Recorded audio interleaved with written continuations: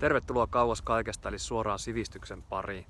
Nyt olisi tarkoitus aloitella semmonen kevyt 8 tunnin roadtrip kohti Kuhmon Lentiraa.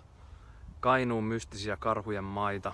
Siellä on yhdellä mun vanhalla ystävällä semmonen erämökki ja hän oottelee mua siellä ja meillä olisi tarkoitus vähän käydä muutaman illan ja yön aikana kahtelemassa lumisia valoisia iltoja, Kainuun villieläinten mestoja.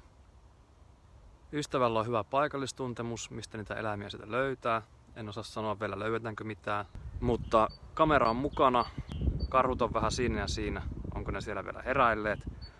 Niin koitetaan saada muistikortille jotain taltioitua. Jos ei saada, niin ainakin päästään hiihtelemään järven jäällä, korvessa, miedoissa maisemissa. Ja tää on meikäläisillä aivan ensimmäinen kerta tommosessa niinku yökojukuvaushommassa. Ollut vähän semmonen varovainen suhtautuminen tuohon kojutoimintaan, karhukojuihin sun muihin, että mitkä niistä oikeasti on eettisiä ja mitkä ei, koska ei se tunnu luontevalta, että villielämät tottuu liikaa ihmisiin ja niitä ruokitaan liikaa ja tulee siitä riippuvaiseksi, mutta mä luotan mun ystävän paikallistuntemukseen ja mä tiedän, että hän käyttää semmosia kuvauspaikkoja, jossa se homma on hoidettu luontoa ja eläimiä kunnioittaen, niin ehkäpä tältä reissulta saadaan sitten meikäläisellekin elämän ensimmäinen karhukojuyö aikaiseksi, vaikka ei yhtään karhua mestoille ilmestyiskään. Ja vielä ennen kuin suuntaan kärrynnokan kohti Kainuuta, niin haluan sanoa kaikille, että kiitos valtavan paljon siitä, että tällä kanavalla olevaa Päijänteen erakko minidokumenttivideota on kahtottu lähes 100 000 kertaa ja se tuntuu kyllä aivan niin käsittämättömältä määrältä. Kiitos jokaiselle, joka on sen kahtonut ja jokaiselle, joka on kahtonut minkä tahansa muun videon tällä kanavalla. Mutta nyt tien päälle.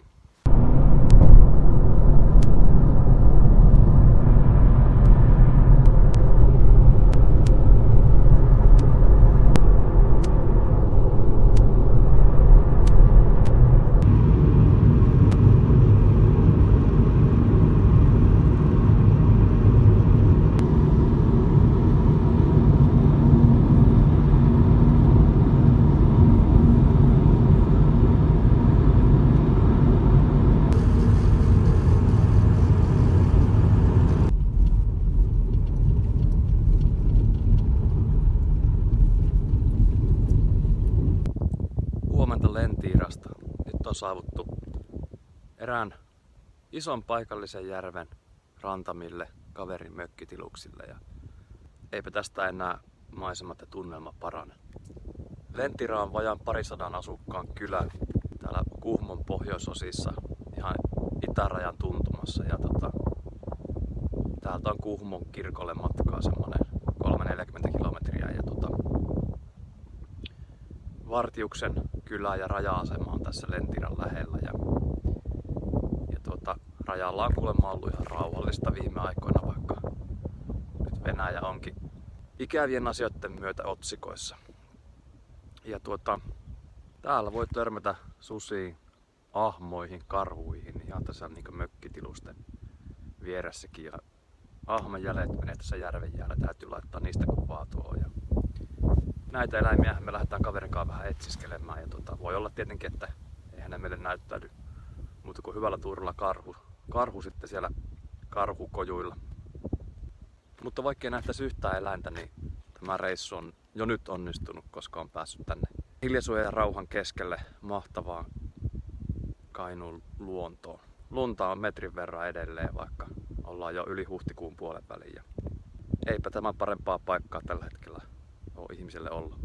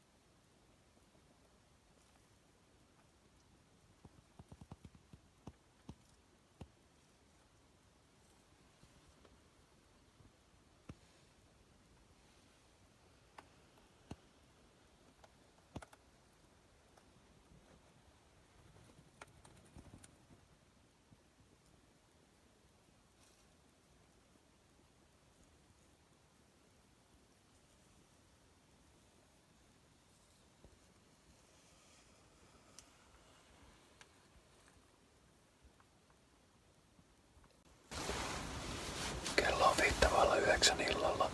Ollaan 5 tuntia oltu Karhukojulla. Vielä ei olla nähty karhuja, mutta aurinko on laskemassa. Kohta saattaa karhu ilmaantua, jos tänä iltana ilmaantuu. Korppeja ja tikkoja ollaan nähty monta kertaa ja niistä saatu kuviakin otettu.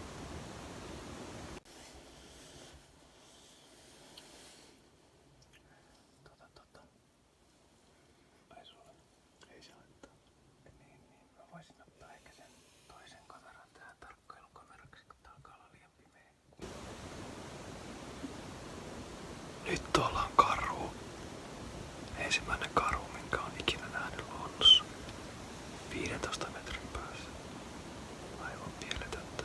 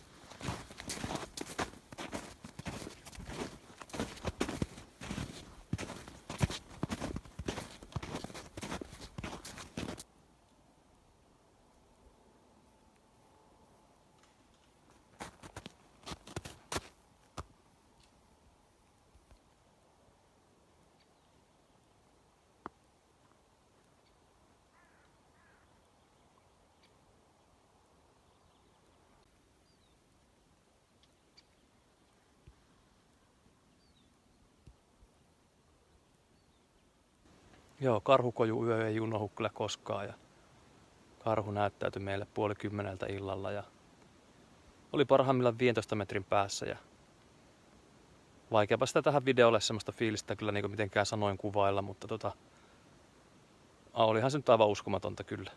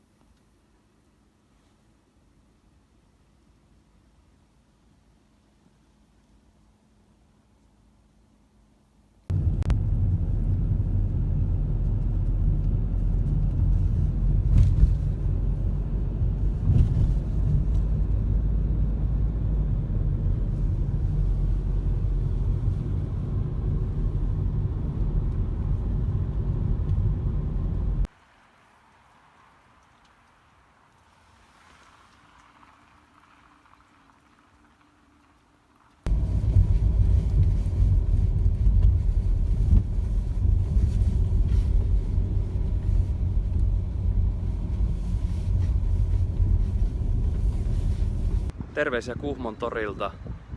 Nyt on reissu Lentirassa ja Vartiuksessa päätöksessä ja ajelin semmonen 40 kilsaa tuolta pohjoisesta päin Lentirasta tänne Kuhmon keskustaan. Hieno kainuulainen pikkukaupunki täällä rajaseudulla. Ei ole tullut varmaan yli 20 vuoteen käytyäkään täällä. Mahtavat maisemat, hieno tunnelma. Mutta reissu oli oikein onnistunut. Nähtiin karhu ja saatiin kokea noita rajaseutujen hienoja korpimaita tuolla. Kiitos kun katsoit ja ei muuta kuin seuraavaan reissuun.